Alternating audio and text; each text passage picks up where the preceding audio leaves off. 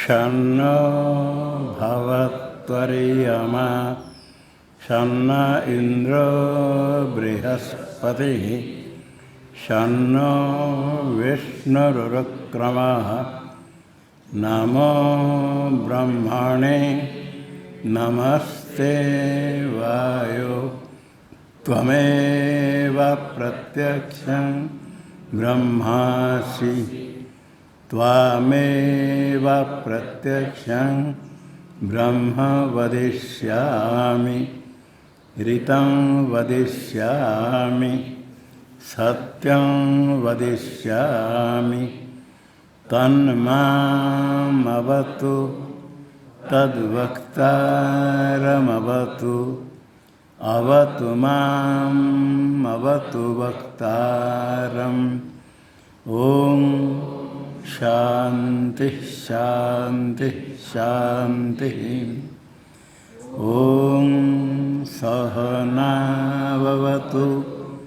सहनौ भुनक्तु सह वीर्यं करवावहै तेजस्विनावधीतमस्तु मा विद्विषावहै।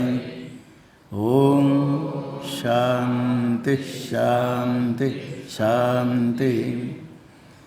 ओम यश्छन्दसां ऋषभो विश्वरूपः छन्दोभ्योऽध्यमृतात् संबभूव समेन्द्रो मेधया स्पृणोतु अमृतस्य देवधारणो भूयासं शरीरं मे विचर्षणं जिह्वा मे मधुमत्तमा कर्णाभ्यां भूरिविश्रुवं ब्रह्मणः कोशोऽसि मेधया पीतः श्रुतं मे गोपाय।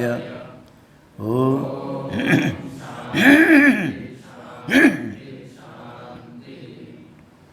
ओम अहं ऋषस्य रेरिवा कीर्तिः पृष्ठं गिरेरिव ऊर्ध्वपवित्रो वाजिनीव स्वमृतमस्मि द्रविणं सवर्चसं सुमेधामृतोक्षितः इति त्रिशङ्कुर्वेदानुवचनम्। ओम शांति शांति शांति।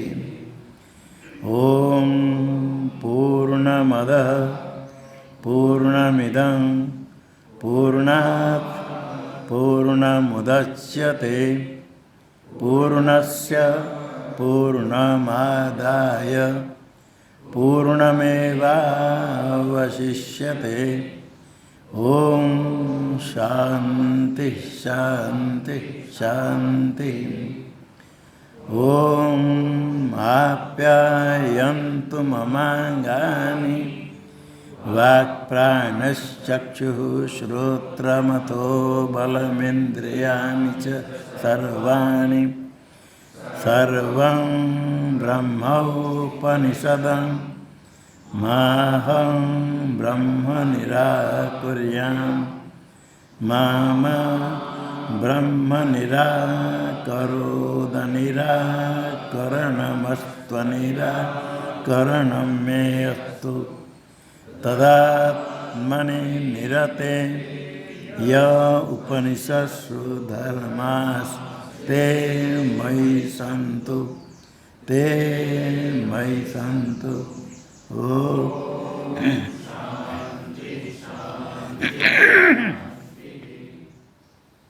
ओम वांग में मनसि प्रतिष्ठिता मनो में वाचि प्रतिष्ठितम् आविराविर्मयेधि वेदस्य म आनिस्तः श्रुतं मे मा प्रहासि रनेनाधीते नाहोरात्रान् सन्ददामि ऋतं वदिष्यामि सत्यं वदिष्यामि तन्मामवतु तद्वक्तारमवतु अवतु माम् अवतु वक्तारम् अवतु वक्तारम् ॐ शान्ति शान्ति शान्ति ॐ भद्रं नो अपि वातय मनः ॐ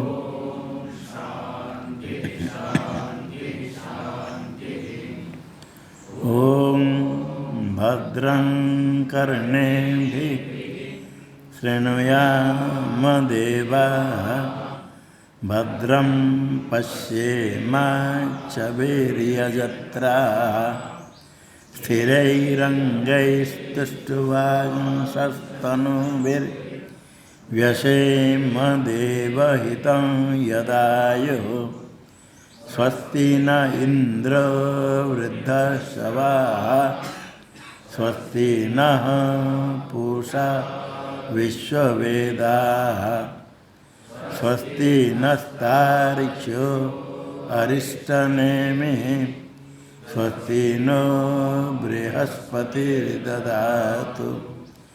ॐ शान्ति शान्ति शान्ति ॐ यो ब्रह्माणं विदधाति पूर्वं यो वै वेदांश्च प्रणोति तस्मै तं देवमात्मबुद्धेः मुमुक्षुर्वै शरणमहं प्रपद्ये ॐ शान्ति शान्ति शान्ति ॐ नमो ब्रह्मादिभ्यो ब्रह्मविद्या सम्प्रदायकर्तृभ्यो वंशऋषिभ्यो महद्भ्यो नमो गुरुभ्यः सर्वोपप्लवरहितः प्रज्ञानघनः प्रत्यगर्थो ब्रह्मैवाहमस्मि ब्रह्मैवाहमस्मि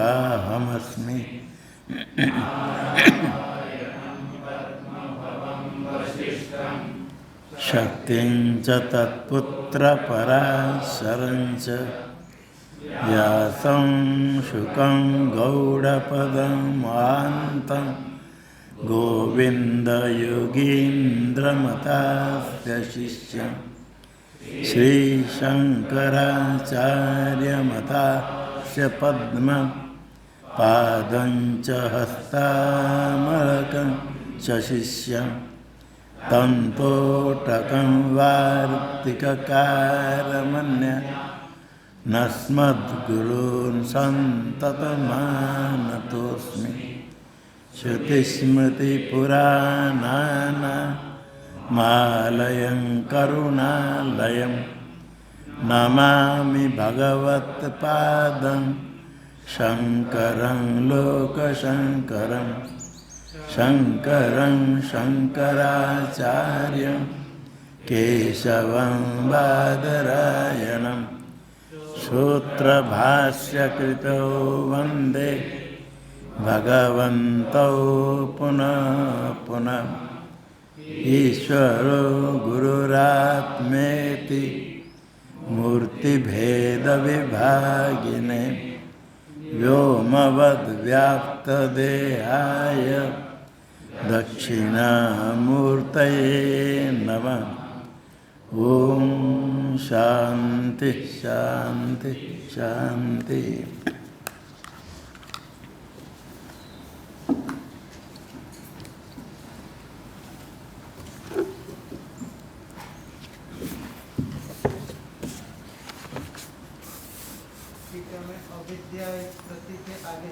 हाँ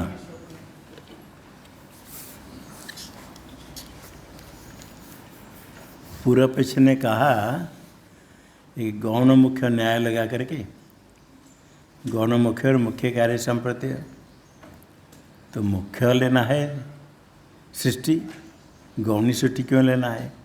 शब्दार्थ का ज्ञान होना चाहिए। तो सिद्धांत ने कहा अन्यथा सृष्टि अप्रसिद्धत्वात्, अन्यथा ऐसे सत्य सृष्टि प्रसिद्ध ही नहीं है। जितने सब माई की है, पारमार्थिक की सृष्टि प्रसिद्ध नहीं कहीं। जहाँ आकाश में आदि की सृष्टि कही गई और पारमार्थिक सत्य से नहीं कहा गया। और निष्प्रयोजनत्वाच, सृष्टि में का कोई प्रयोजन फल भी नहीं है। टीका में दिया अन्यथा सृष्टि अप्रसिद्धत्वमेव स्पष्ट थी। अन्यथा सृष्टि अप्रसिद्ध, माई के मिथ्याभूत सृष्टि है, अन्यथा का सत्य पारमार्थिक सृष्टि अप्रसिद्ध है।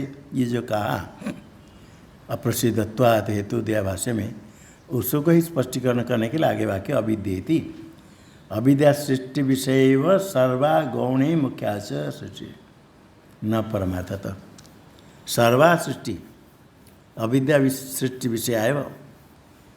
अविद्या सृष्टि, अविद्या सृष्टि, अविद्या सृष्टि विषय यस्याः श्रुते तत्सृष्टि सा सर्वा सृष्टि अविद्या सृष्टि विषया।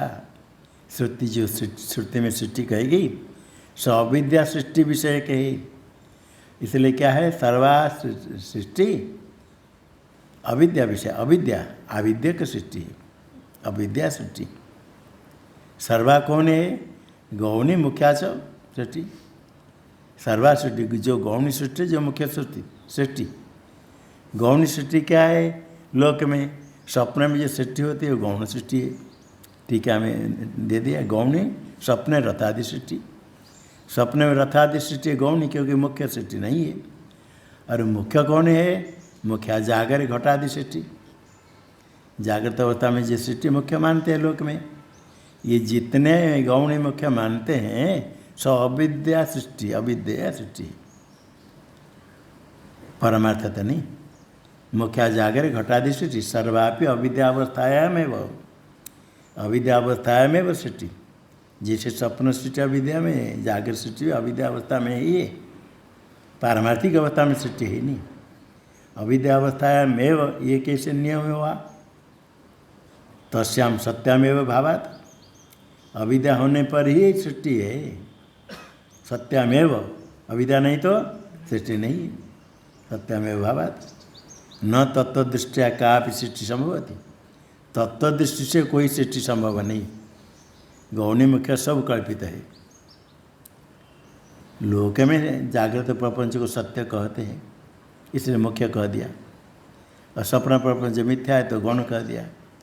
कि जो मुख्य कहते हैं वो भी कल्पित है, अविद्या काल में ही है। अविद्या सत्य सत्वात्, अविद्या सत्याम जागृत सृष्टि। तथाभूत से स्वतः परतो वा वस्तुनो अन्यथा भाव असंभवात्। तथाभूत से जो मिथ्याभूत है, अविद्या सृष्टि मिथ्याभूत है। मिथ्याभूत से वस्तुना, जो वस्तु मिथ्याभूत है उसका अन्यथा भाव सत्य सृष्टि। अन्यथा का तो सत्य, अन्यथात्व।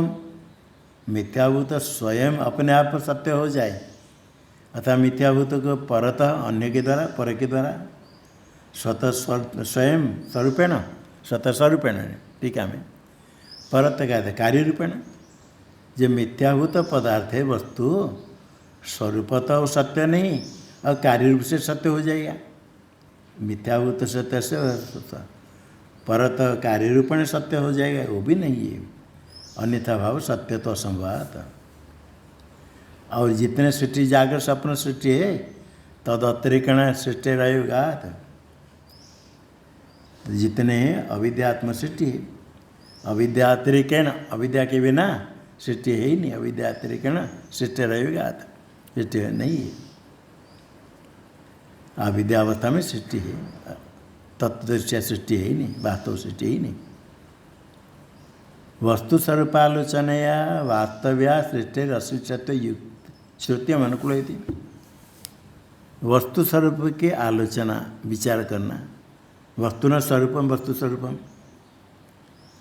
वस्तु क्या है कि दृग चेतन सत्यम ज्ञानम अनंतम ब्रह्म, और बाकी सब दृश्य है। दृग होता है चेतन, बाकी सब जड़ है। ये वो दृग चेतन में सर्वाधिष्ठान में सारे प्रपंच आरोपित है। स्वप्न प्रपंच जैसे जैसे मिथ्या है, इसे जागृत प्रपंच भी, जागृत प्रपंच मिथ्या दृश्यत्वाद, स्वप्न दृश्यवाद मिथ्या उनसे कल्पित है। टिप्पणी में देते 8 नंबर टिप्पणी में वस्तु स्वरूप आलोचना। दृग वस्तु अधिष्ठानम दृश्यं च वस्तु अध्यस्तम। जितने दृश्य ज्ञेय पदार्थ सब आरोपित है। जो दृग है वो अधिष्ठान है। अधिष्ठानत्वम ही दृश्य, दृग अधिष्ठान है। अध्यस्तत्व मिथ्यात्वम, जो अध्यस्त है मिथ्या है। मिथ्या है, अध्यस्त है। वस्तु स्वरूप विचार करने पर जो दृश्य है वो अध्यस्त आरोपित है। दृग है अधिष्ठान। गीता में भगवान ने कहता है क्षेत्र क्षेत्र के विवेक में, इदम शरीरम कौन्तेय क्षेत्रमिति अविद्यते एतद् व्यतीतम प्राहो क्षेत्रज्ञ। ये शरीर खाली स्थूल शरीर नहीं, स्थूल सूक्ष्म कारण ले लो, केवल व्यष्टि नहीं, व्यष्टि समष्टि सारा है। और क्या है क्षेत्र, उसमें आगे आया महाभूता ने अहंकार करके सारे प्रपंच दृश्य प्रपंच ये क्षेत्र है। और इसको जो जानने वाला वो क्षेत्रज्ञ है। एतद्यो व्यतीतम प्राहु, इसको जानने वाला क्षेत्रज्ञ। जानने वाला एक है। क्षेत्रज्ञ चापि माम विद्धि सर्व क्षेत्रेषु, सब शरीर में एक ही क्षेत्रज्ञ वही अहम भगवान कहते। अलग अलग क्षेत्रज्ञ नहीं, सबके शरीर में। पहले तो बता दिया, समझिए शरीर क्षेत्र है, जानने वाला क्षेत्रज्ञ है। अभी निश्चय करो आप क्षेत्र या क्षेत्रज्ञ है, क्या है? क्षेत्र हो तो जड़ हो जाएगी। क्षेत्रज्ञ है, चेतन है। अब क्षेत्रज्ञ सब लोग कहते हैं हम क्षेत्रज्ञ क्षेत्र। भगवान कहते हैं क्षेत्रज्ञ चापे माम विधि सर्व क्षेत्रसु, सारे शरीर में मैं ही क्षेत्रज्ञ हूँ। क्षेत्रज्ञ कौन है? परमात्मा है, वही दृग है, वही अधिष्ठान है। बाकी जितने खाली शरीर क्या क्षेत्र सदस्य क्या लेना? महाभूतान्य अहंकारो बुद्धिरव्यक्तमेव च। बोलो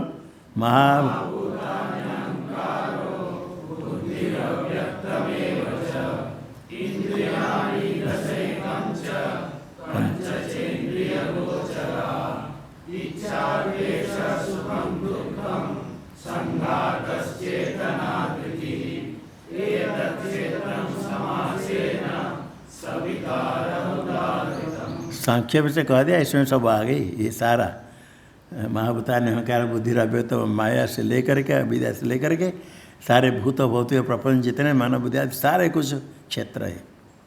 इसको जानने वाला क्षेत्र है। ये विचार करने पर वस्तु स्वरूप आलोचना है। टीका में वास्तव्या सृष्टि अस्तित्व श्रुति में अनुकूल है। वास्तव सृष्टि ही नहीं, सब मिथ्या कल्पित है। वास्तव कहाँ से? सृष्टि अश्लिष्टत्व अयुतत्व श्रुतिम अनुकूल है। श्रुति उसके अनुकूल है। श्रुति सभाभ्यंतर यज, देह के अपेक्षा बाहर। वस्तु तो एक दृग रूप चेतन में बाहर अंदर कुछ है ही नहीं। देह के अपेक्षा बाहर और अभ्यंतर देह के अंदर है। बाह्याभ्यंतराभ्याम सब वर्तती सभाभ्यंतर, अंदर बाहर सब मिलकर के एक अजन्म आत्मा है, भिन्न भिन्न नहीं। एक ही आकाश जैसे सर्वत्र अंदर बाहर है, अजन्म आत्मा है। सबाह्य अभ्यंतर, बाह्य और अभ्यंतर के साथ सब कुछ अजन्मा है। अजन्मा कौन से? कोई पारमार्थिक वस्तु अजन्मा अद्वितीय से बिना कुछ ही नहीं। अजदी है तो मिथ्या है। टीका में सृष्टेर अविद्या विद्यमानत्वेपि किम वस्तु विवक्षितम इति आशंक्य उत्तरार्धम विभजते। अविद्या विद्यमानत्व, अविद्या विद्यमान, अविद्या विद्यमानत्वम सृष्टि में अविद्या विद्यमान त्वम, अविद्या से रहने वाली सृष्टि है ये अज्ञान अवस्था में, बात तो नहीं। इसे निद्रा है तो स्वप्न प्रपंच देखते रहो, कितने स्वप्न में बना देते। निधि जब तक है, जग गया तो स्वप्न प्रपंच का कुछ नहीं। इसी प्रकार अविद्या जब तक अज्ञान है तब तक सारे सृष्टि प्रपंच, यहाँ नरक से लेकर ब्रह्मलोक तक 84 लाख चक्कर, कितने मनोरथ मनोराज्य करते, कितने राग द्वेष जन्म मरण, सारे सब जितने हैं अविद्या अवस्था में। अज्ञान हो गया, अविद्या निवृत्त होने पर नेह नानास्ति किंचन, एक अद्वितीय ब्रह्म है, नेत नित्य करेगा, अद्वितीय तत्व है। सृष्टि अविद्या विद्यमान, अविद्या विद्यमान, अविद्या विद्यमान तुम सृष्टि में।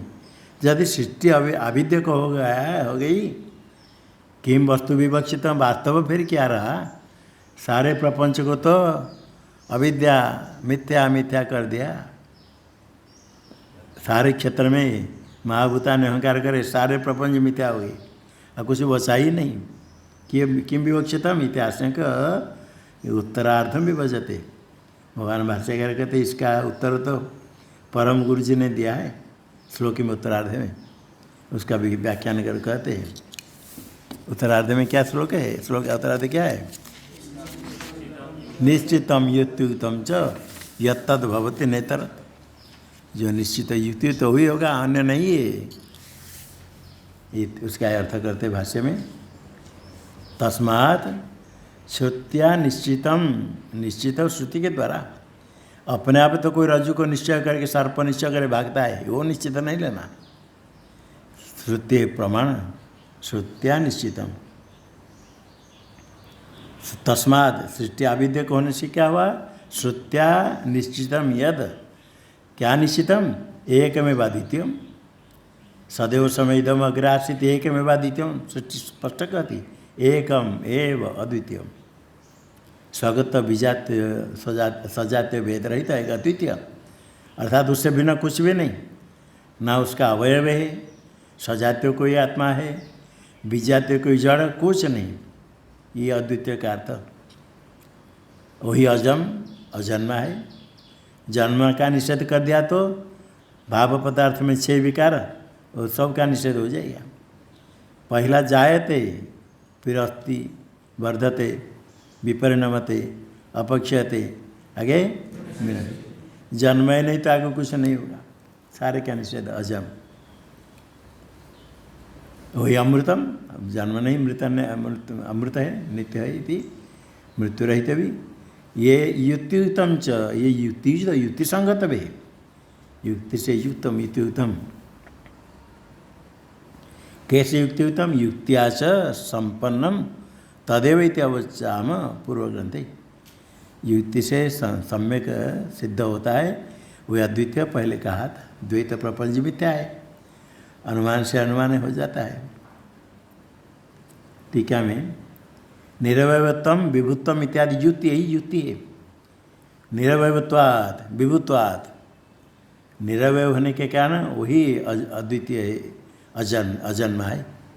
सावय पदार्थ होगा तो अवयव मिलकर बनेगा, निरवय है। और विभु है व्यापक, परिच्छिन्न वस्तु की उत्पत्ति होगी, विभु व्यापक। आकाश आदि को विभु कहने वाले तार्किक लोग आकाश को अजन्मा कहते, नित्य कहते हैं। विभु है तो नित्य है। वेदांत मत के अनुसार आकाश की उत्पत्ति वो विभु नहीं, विभु तो एक अद्वितीय ब्रह्म ही है, तो भी लोक में प्रसिद्ध है। तो विभुत्वम, निरवयत्वम, अमृतत्वम, सत्यत्वम, ये सब युक्ति से सिद्ध होता है।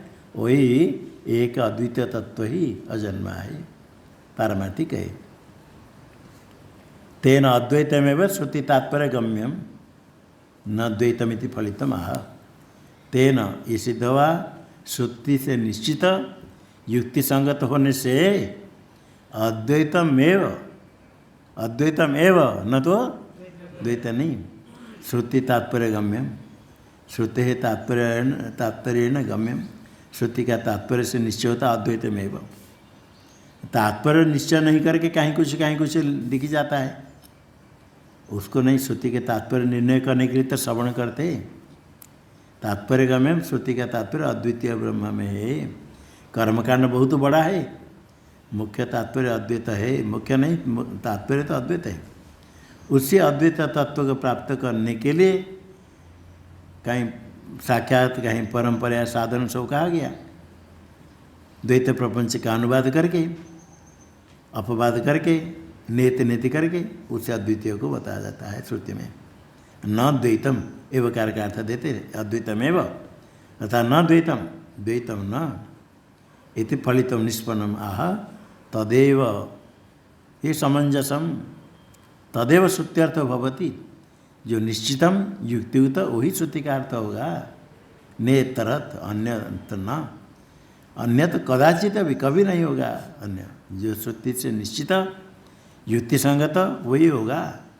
बहुत लोग मानेंगे सर्प सर्प, तो क्या रज्जु सर्प हो जाएगी? कभी कभी हो जाती है, कभी नहीं। इसी प्रकार अद्वैत ही सत्य है, बाकी अनेक प्रपंच दिखता है। बहुत लोग भ्रांत है, सारे जीव को द्वैत प्रपंच दिखता है। दिखने पर क्या होगा? आप अकेले भी स्वप्न में इतने बड़े स्वप्न प्रपंच बना के देते हो, वहाँ भी बहुत जीव दिखते हैं। स्वप्न में आप अकेले नहीं, कितने जीव जड़ चेतन सब दिखता है, किंतु सब मिथ्या है। एक अद्वितीय सत्य है, अद्वैत नहीं है।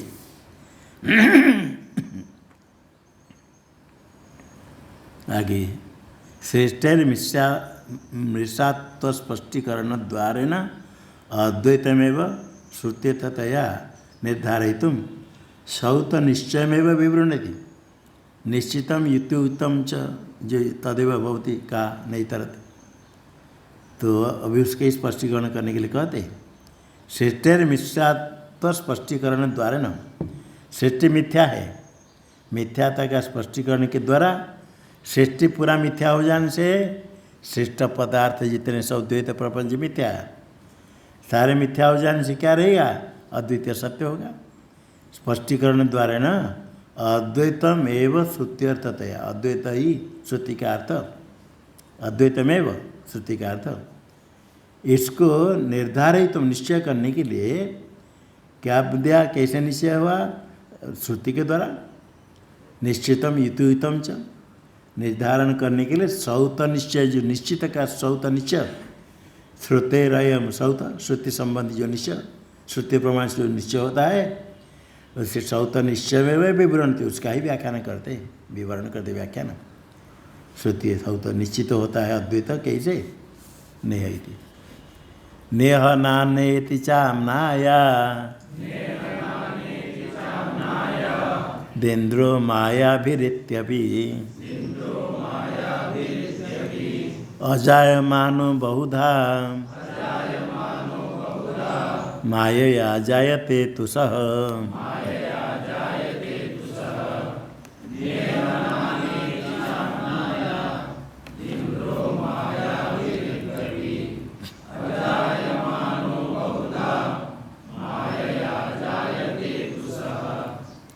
नेह नाना इति च आमनायात, वेद में आया नेह नाना इति किंचन, यह ब्रह्मणि नाना किंचन नास्ति, अनेक भेद है ही नहीं, श्रुति स्पष्ट कहती है। यह ब्रह्मणि नाना है ही नहीं, नेह नाना, यह नाना किंचन नास्ति, कुछ भी नहीं, भेद है ही नहीं। यह कौन सा अधिष्ठान से रह गया? अधिष्ठान ब्रह्म है। यह कोई कहते कुछ भी नहीं तो शून्य हो जाएगा। यह यहाँ अद्वितीय ब्रह्म में अधिष्ठान है।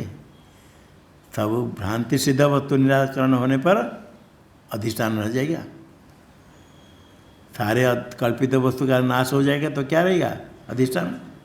अधिष्ठान अवशेषो ही नाश कल्पित वस्तु न, कल्पित वस्तु का नाश हो गया, अधिष्ठान ही शेष रहेगा, अधिष्ठान अवशेष।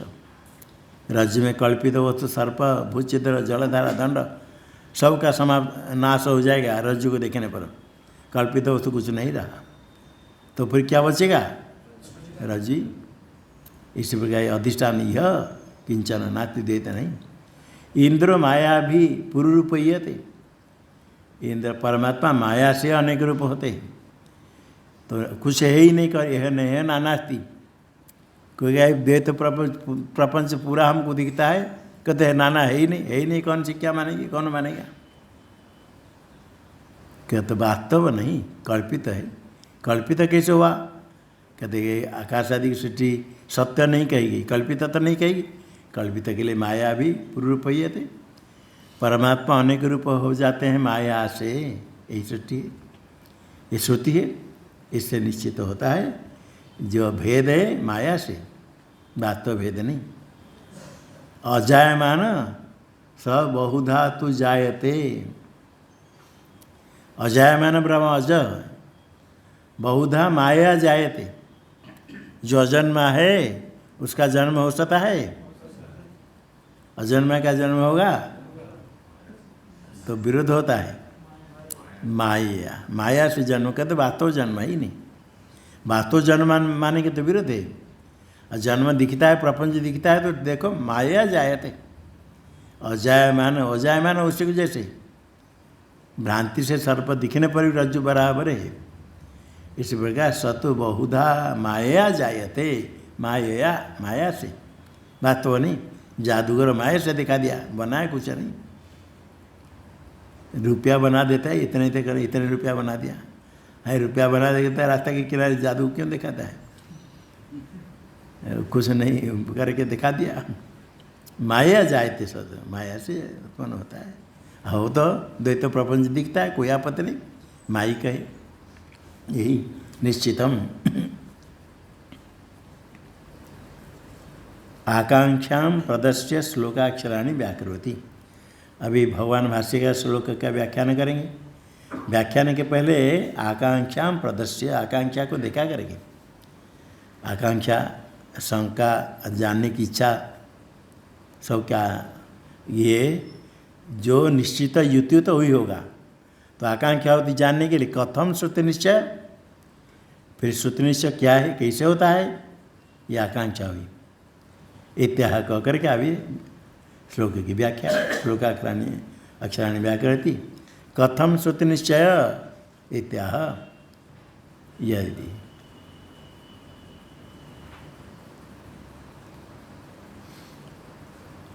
यदि भूततैव सृष्टि स्यात् तत सत्यमेव नाना वस्तु इति तद अभाव प्रदर्शनार्थ आम्नायो न स्यात्। यदि भूततैव सृष्टि स्यात्, क्या पाठ है? स्यात् ततः, ऐसे पाठ ठीक है ना? नए में स्यात् ततः, हाँ पुराने में ततः था, 700 सृष्टि स्यात् ततः, पहला है 2 तकार, स्यात् त आगे 1 तकार। यदि भूततैव सृष्टि, यदि भूतत एवं सृष्टि स्यात् ततः, ततः वास्तव यदि सृष्टि होती, भूतत वास्तव वस्तुभूत नाना वस्तु, तो नाना वस्तु सत्य है। यदि भूतत सृष्टि स्यात्, सृष्टि वास्तविक होती तो सत्यमेव नाना वस्तु, द्वैत वस्तु सत्य है। तो फिर क्या हुआ? इति तद अभाव प्रदर्शनार्थ आम्नायो न स्यात्। नेह नानास्ति कह करके नाना वस्तु का अभाव दिखाने के लिए श्रुति है। तद अभाव, नाना वस्तु अभाव। नेह नानास्ति, नाना नास्ति, नाना का अभाव। तद अभाव प्रदर्शनार्थ, यदि नाना वास्तव है फिर ब्रह्म में नाना है ही नहीं, नाना का अभाव, तद अभाव, नाना का अभाव, भेद का अभाव। तत्प्रदर्शनार्थ, उसको दिखाने के लिए, प्रदर्शनाय अयम आमनाय भेद, भेद के अभाव दिखाने के लिए आमनाय हो न स्यात्, नहीं होना चाहिए, किंतु आमनाय है, भेद है, प्रमाण है, इसलिए भेद का अभाव है, तद अभाव, नाना का अभाव है, नाना है ही नहीं।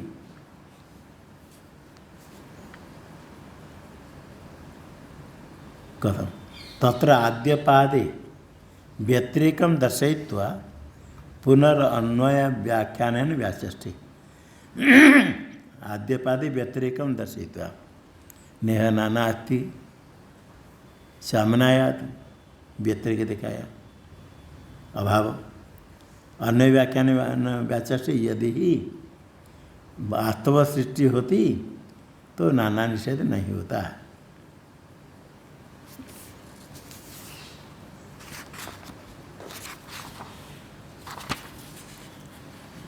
तो नहीं होता तो नहीं हो, कहते हे नहीं हो कैसे कहेंगे। अस्ति च नेह नानाति किंचन इत्यादि रामनायो, ऐसा वेद है नेह यह ब्रह्मणि नाना कुछ भी है ही नहीं, कुछ भी नहीं। ये पर्वत भी नहीं, हिमालय भी नहीं, समुद्र नहीं, चंद्र नहीं, सूर्य नहीं, आकाश नहीं, कुछ नहीं। क्योंकि इतने बड़े हिमालय का अभाव कैसे हो जाएगा, आकाश तो कम से कम रह जाएगा। कि नाना किंचन कुछ भी भेद है ही नहीं इत्यादि आमनायो। किसके लिए? द्वैताभाव प्रतिषेधार्थ। द्वैत से अभाव द्वैताभाव तस्य प्रतिषेध, द्वैताभाव प्रतिषेध, प्रतिषेधाय अयमिति प्रतिषेधार्थ। अच्छा द्वैत भाव, हाँ द्वैत अभाव नहीं, द्वैत भाव, द्वैत भाव, द्वैत से भाव द्वैत भाव द्वैतत्व, द्वैत वस्तु, द्वैत भाव द्वैत पदार्थ, द्वैत पदार्थ प्रतिषेधार्थ। द्वैत भाव द्वैत पदार्थ प्रतिषेध के लिए, द्वैत जितने सब का, द्वैत से भाव सत्व है ही नहीं प्रतिषेध के लिए। द्वैत भाव चेत प्रतिषिध्यते, द्वैत पदार्थ का प्रतिषेध कर देंगे तो कथंतरी सृष्टि उपदिश्यते, फिर सृष्टि का उपदेश कैसे हुआ, उपदेश क्यों करते? द्वैत यदि है ही नहीं, द्वैत भाव का प्रतिषेध करने के लिए नहीं नानास्ति, फिर सृष्टि का उपदेश क्यों करना, क्या जरूरत है? तत्र तस्माद् आत्मैकत्व प्रतिपत्त्यर्था कल्पिता सृष्टि अभूतैव प्राण संवादवत।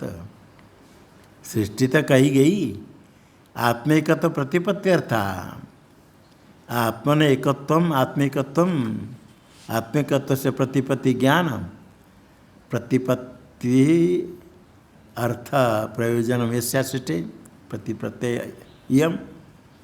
आत्मा एक है, एक ही आत्मा है, आत्मा एकत्व प्रतिपत्ति के लिए ये सृष्टि कल्पिता है, कल्पिता सृष्टि है। अभूतैव अपारमार्थिक, भूत वास्तव नहीं, भूत पारमार्थिक नहीं, अभूत मिथ्या है, कल्पित है। तो ये कैसे कल्पित क्यों श्रुति में कहा जाएगा? सृष्टि कही गई तो कल्पित क्यों होगी? किसलिए कहते प्राण संवाद हो, तो जिसे प्राण संवाद श्रुति में आया वो कल्पित है। किस लिए कहा गया?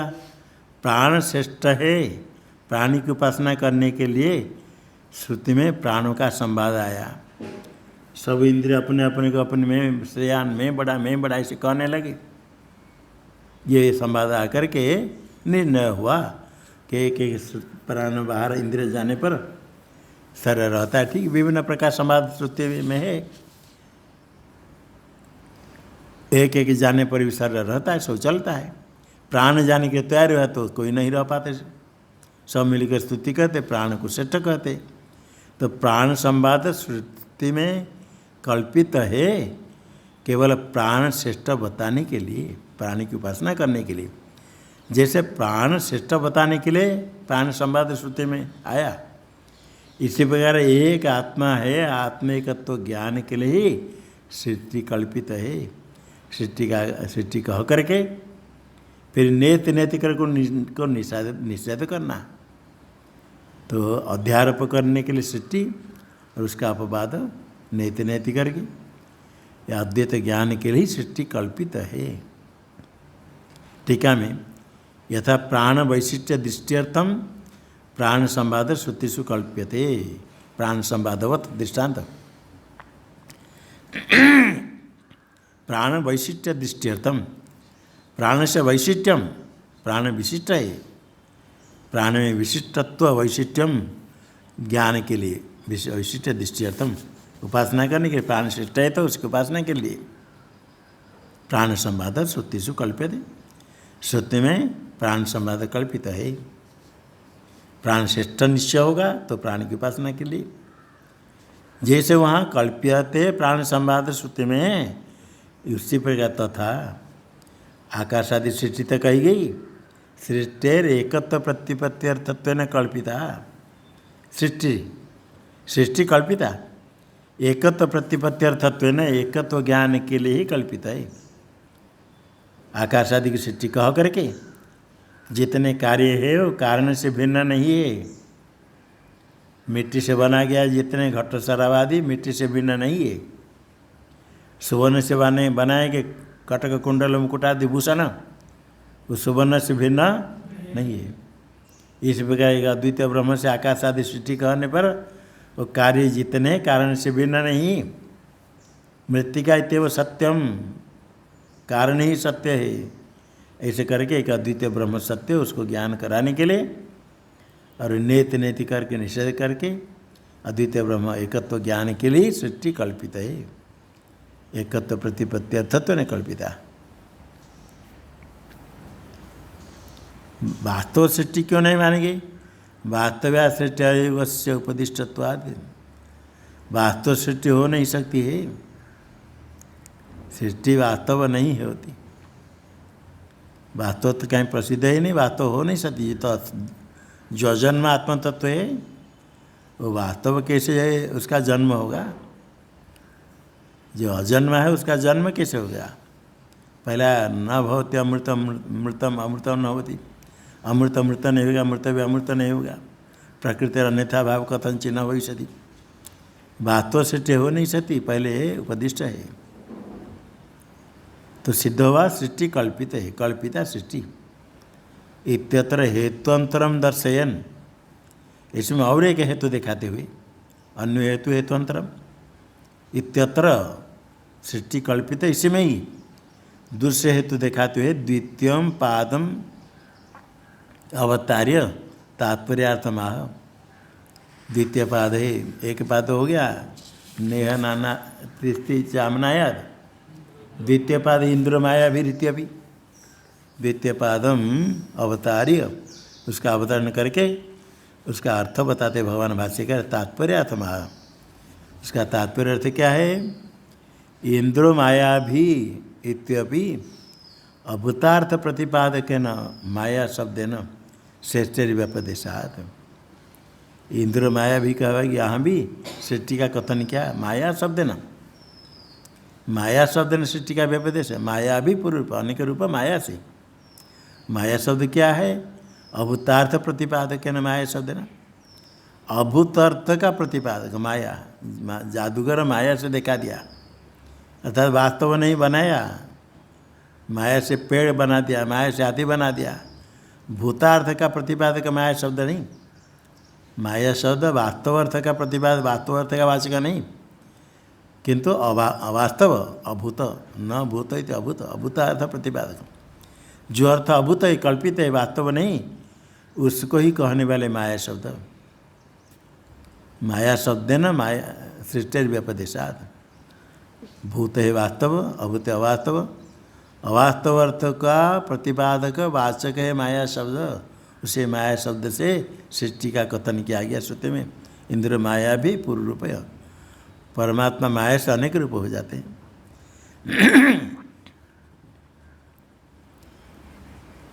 माया शब्द न टीका में, माया शब्द न सृष्टि व्यपदेशात, व्यपदेश कथन। माया भी कहकर कथन करने से क्या हुआ? असो कल्पिता युक्ता, अशोक सृष्टि, वह सृष्टि कल्पिता युक्ता इति शेष। भाष्य माया, माया शब्द न सृष्टि व्यपदेशात, व्यपदेशात के आगे क्या जोड़ना? कल असो कल्पिता युक्ता, लेकिन क्या नहीं इति शेष का अर्थ उसके आगे इतने मिला करके अर्थ करें तो स्पष्ट हो जाएगा। भाष्य में क्या क्या है? कल्पिता, कल्पित है क्या?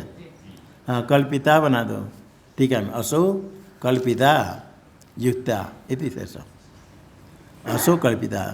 भाष्य पंक्ति से अर्थ हो जाएगा अभूतार्थ प्रतिपादक न माया शब्द न श्रेष्ठ व्यपदेशात असो कल्पिता युक्ता, ऐसे एक वाक्य हो जाएगा। इसके साथ मिला करके अर्थ करने के लिए असो कल्पिता युक्ता इति शेष, इतने अत्यंत शेष है वाक्य में। सृष्टि कल्पित सिद्ध हुआ। अभिधान ग्रंथे प्रज्ञानामसु पाठात् माया शब्द मिथ्यार्थ न भवति इति संकते। अभिधान निरुक्त निघंटु आदि अभिधान कोश होता है, अभिधीयते नित्य अभिधान शब्द वाचक शब्द। ये माया शब्द का पाठ प्रज्ञानामसु पाठात्, प्रज्ञा प्रज्ञा ज्ञान है, उसके साथ उसका अर्थ टीका में दिया। केतः केतु चेतः चित्तम क्रतुः अशुः धीः शची माया वयुनम अभिज्ञा इति एकादश प्रज्ञानामानि। इति निघंटु पाठ, निघंटु में आया प्रज्ञा का नाम एकादश है। केतः केतु चेतः चित्तम क्रतु अशु धी धी तो प्रसिद्ध है ज्ञान, सची माया वयुनम वयुन अभिज्ञा। ये प्रज्ञा नाम में माया शब्द आ गया, तो माया शब्द तो प्रज्ञा ज्ञानवाचक है। तो फिर ये माया कह कर मिथ्या कैसे अर्थ करते हैं, शंका करते हैं। ननु टीका में पहले अभिधान ग्रंथे प्रज्ञा नामसु पाठात्, कैसे पाठात्, माया शब्द से पाठात्। माया शब्द मिथ्यार्थ न भवति, तो प्रज्ञा के लिए पाठ, प्रज्ञा का अर्थ प्रज्ञा अर्थक है, मिथ्यार्थ नहीं होगा माया शब्द। इति शंका करते संकते।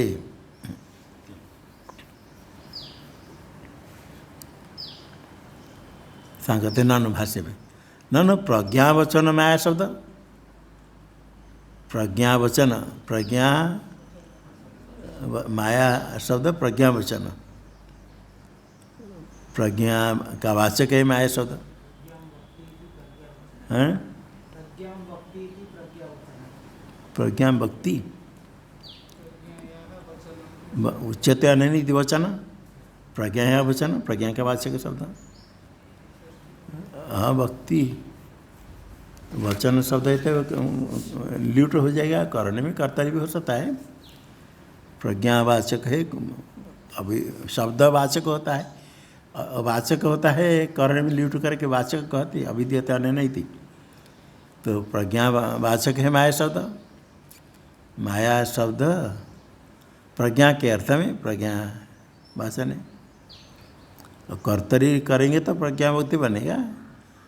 प्रज्ञा या वचन, हाँ वचन मूल्य,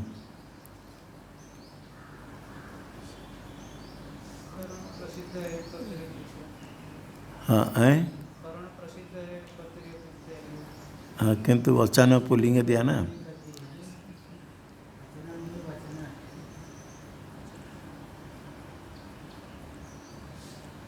प्रज्ञा वचनम यस्य,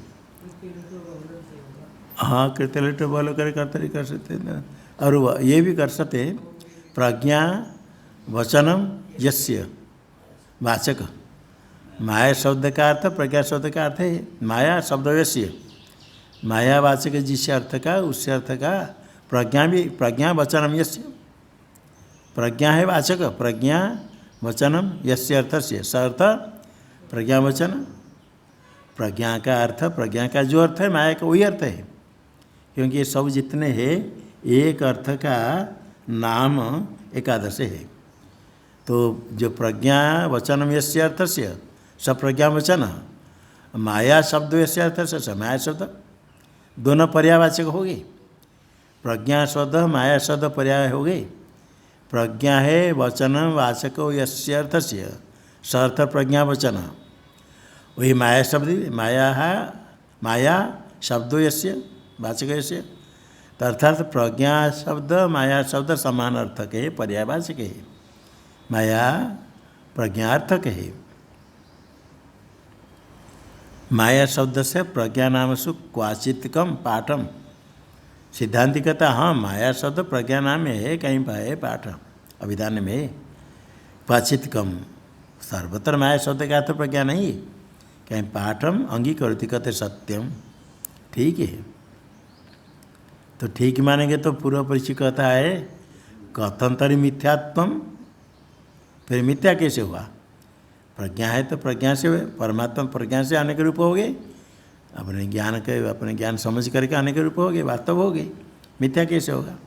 तत्राह इंद्रिय प्रज्ञाया अविद्यामयत्वेन मायात्व अभ्युपगमात् अदोष। कहते प्रज्ञा इंद्रियजन्य जो प्रज्ञा, इंद्रिय प्रज्ञा जो ज्ञान है अधिष्ठान रूप सत्यम ज्ञान अनंत ब्रह्म, वो तो पारमार्थिक है। इंद्रियजन्य जो प्रज्ञा है वो वास्तव नहीं है, वो तो गौण ज्ञान है। एक मुख्य ज्ञान है अधिष्ठान सत्यम ज्ञान अनंत ब्रह्म, और इंद्रियजन्य जो ज्ञान है तो घट ज्ञान पट ज्ञान, उसकी उत्पत्ति होती, जिसकी उत्पत्ति होती हो सत्य नहीं है, तो ज्ञान गौण ज्ञान है। गौण क्या है, तद विषयाकार वृत्ति होती है, उस चेतन का प्रतिबिंब होता है तो चिदाभास चिदवद आभासते वृत्तो ज्ञानत्वोपचारात्, ऐसे कहा वृत्ति में ज्ञानत्व का उपचार गौण प्रयोग। इंद्रिय प्रज्ञा अविद्यामय तो न, वो अविद्यामय अविद्या का कार्य, क्यों अविद्या का कार्य अंतःकरण, अंतःकरण वृत्ति है, वृत्ति ज्ञान इंद्रियजन्य प्रज्ञा। इंद्रियजन्य प्रज्ञा अंतःकरण का परिणाम वृत्ति, और अंतःकरण अविद्या का कार्य, इसलिए इंद्रियजन्य प्रज्ञा अविद्यामय है। अविद्यामय तो न मायात्व अभ्युपगमात्, इसलिए माया है। अविद्यामय तो मायात्व अभ्युपगमात् अदोष, अविद्या के मिथ्या है, कोई दोष नहीं। टीका में नहीं माया शब्दिता प्रज्ञा ब्रह्म चैतन्य, माया शब्द से कहेगी जो प्रज्ञा है और ब्रह्म चैतन्य नहीं है। प्रज्ञा शब्द माया शब्द से यदि प्रज्ञा को ब्रह्म चैतन्य मानेंगे, श्रुति कहती भूयश्चांते विश्व माया निवृत्ति, अंते विश्व संपूर्ण माया की निवृत्ति भूय, ज्ञान होने के बाद जीवन अवस्था में है, अंत विश्व माया संपूर्ण माया की निवृत्ति हो जाएगी, विधेय कवल प्राप्त करेगा। माया की निवृत्ति श्रुति कहती है। यदि माया शब्द का तो ब्रह्म चैतन्य कहेंगे, और ब्रह्म चैतन्य की निवृत्ति कब होगी, नहीं, इसे माया निवृत्ति करने से ये ब्रह्म चैतन्य नहीं। माया शब्दिता माया शब्द ने उक्ता प्रज्ञा ब्रह्म चैतन्य न, क्योंकि निवृत्ति सवनात्, माया की निवृत्ति कही गई, तो फिर क्या है प्रज्ञा। किंतु असो इंद्रियजन्य प्रज्ञा को लेना, ब्रह्म चैतन्य नहीं लेना। ज्ञान तो नित्य ज्ञान है ब्रह्म, उसको नहीं लेना, इंद्रियजन्य ज्ञान को लेना, इंद्रियजन्य प्रज्ञा। इंद्रियजन्य प्रज्ञा को क्या मानेंगे, वो तस्याश्च अविद्या अन्वय व्यतिरिक अनुविधायितया अविद्यामयत्वेन मिथ्यात्वात्। घट बना दिया, बहुत सुंदर घट, पानी रहता है, वो मिट्टी का हो सकता है, मिट्टी में तो पानी नहीं रहता है, और इतने बड़ा बन गया, ये मिट्टी कैसे होगी। तो हाँ मिट्टी है या दूसरा कोई है पदार्थ, जब बड़ा बन गया इतने पदार्थ होता है, मिट्टी क्या है, मिट्टी तो ऐसी जमीन बहुत है, वो मिट्टी कैसे, तो उसे अन्य बेहतर के दिखाते। मिट्टी रहने पर ही घट रहेगा, मिट्टी के बिना नहीं, मिट्टी को अलग करने तो घट नहीं रहेगा। कार्य कारण में कार्य कारण भाव का निश्चय अन्य बेहतर की युक्ति से, मिट्टी रहने पर घट बनेगा, मिट्टी के बिना घट नहीं बनता है। खाली मिट्टी से घट नहीं बनता है। मेद व्यतीर्थ सकल कारण कलाप सत्य भी संपूर्ण कारण है, तो मृत सत्य घट सत्वम, मृद अभावे घटाभाव, मृत सत्य घट सत्वम ये अन्वय हो गया, अमृत अभावे घटाभाव व्यतिरिक हुआ। ये अन्य व्यतिरिक के द्वारा सिद्ध होता है। घटादि कार्य जो मिट्टी से, मिट्टी है, मिट्टी कारण है। इसी प्रकार अविद्या अन्वय व्यतिरेक को अनुविधान करने वाले कार्य प्रपंच इंद्रियजन्य ज्ञान, अविद्या है तो अंतःकरण, अंतःकरण की वृत्ति होगी। इंद्रियजन्य प्रज्ञा अविद्या सत्य, प्रज्ञा सत्यम, अविद्या भय तद अभाव, ज्ञानी में नहीं।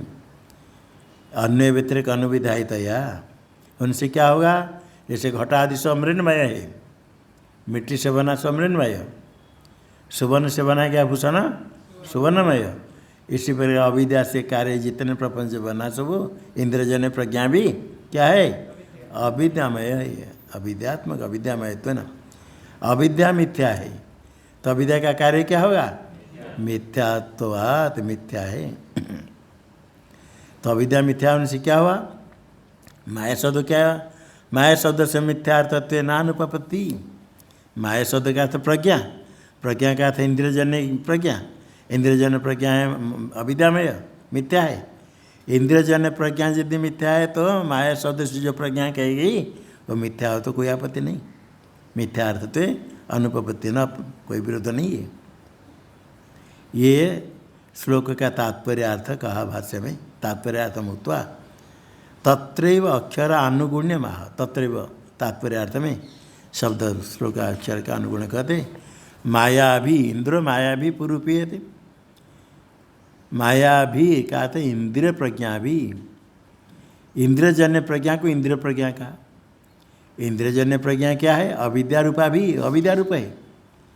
इंद्रजन्य जो ज्ञान है अंतःकरण वृत्ति है वो अविद्या रूप है, क्योंकि अविद्या का कार्य अंतःकरण, उसका परिणाम अविद्या रूपा भी तीर्थ।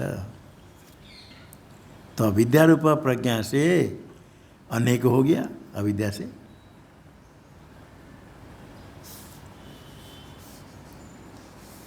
पूर्व रूप सन यते इति संबंध। पूर्व रूप सन अनेक रूप होते यते गम्यते ज्ञायते। इंद्र परमात्मा अनेक रूप होकर के जाने जाते, दिखते।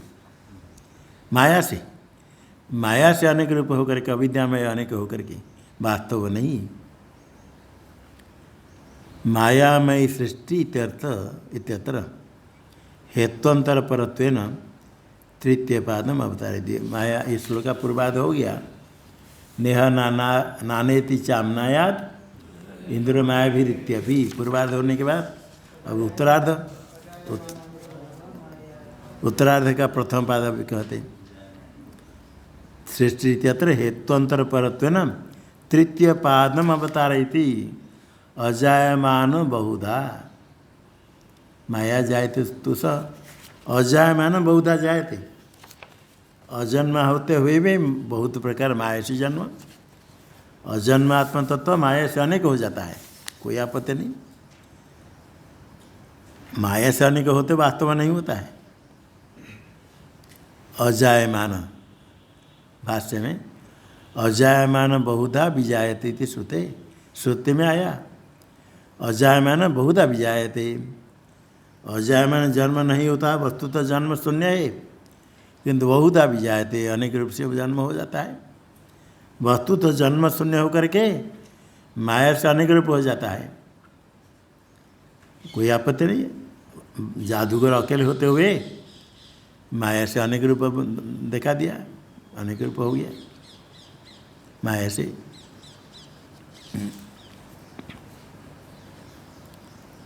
टीका में अजायमान से बहुधा विजायमानत्वम विरुद्धम। जो अजायमान कभी जन्म नहीं होता है और बहुत हो गया, बहुत विजायमान जायते। अजायमान और जायमान, न जायमान अजायमान। जो अजायमान हो बहुधा विजायते, ये क्या है? परस्पर विरुद्ध होता है। अजायमान जायते, ये क्या है? विजायमान तो विरुद्धम। इत आशंक्य चतुर्थ पादम उत्थापयति। चतुर्थ पाद देखो, माया जायते स्तु सह अजायमान से जायमान तम माया। माया से जन्म मानो, वास्तव अजायमान और जन्म माया से। तस्माद इति भाष्य में तस्माद माया एवं जायते तु स अजायमान वस्तु वास्तव इंद्र माया एवं जायते, माया से ही उत्पन्न होता है, जन्म होता है। माया जायते तू शब्द आया, ये तू शब्द अवधानार्थ। तू शब्द अवधान मतलब माया एवं, किंतु परंतु अर्थ नहीं करना। तो क्या अर्थ है? तू शब्द अवधानार्थ माया एवं ही थी, इसलिए बता दिया माया एवं जायते। तो जायते माया से ही, अजायमान जायते माया एव, माया से ही। टीका में अश्रुत से कथम एवकार से आभाप सैत्। श्लोक में तो आया माया जायते तो स, और भगवान भाष्यकार कहते तस्माद माया एव जायते तुस। एवकार कहाँ से आया? एवकार भाष्य में जो दिया है वो श्रुति में नहीं है, श्लोक में नहीं।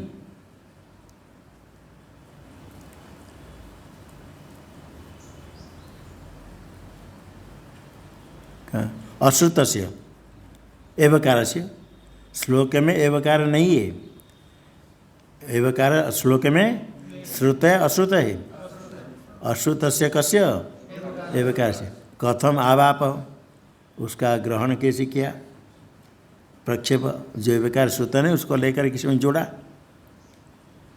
आवाप अश्रुत पद को लेकर आना, आवाप उद्वाप श्रुत पद को छोड़ देना। जो अश्रुत एवकार को कैसे ला करके अन्वय करते हैं भगवान भाष्यकार माया एव जायते, ये शंका उनसे कहते तू शब्द अवधानार्थ, तू शब्द है श्लोक में, अवधानम अर्थो यस्य, तू शब्द का तो अवधान है, एवकार का जो अर्थ अवधानार्थमेव अभिनयति, अवधानार्थ को अभिनय कर कहते माया एव जायते, अमाया एव। अभी माया से क्यों होता है जन्म, आगे के लिए विचार, माया से जन्म क्यों है। ओम भद्रं कर्णेभिः देवाः भद्रं पश्येम शवेर्यजत्राः।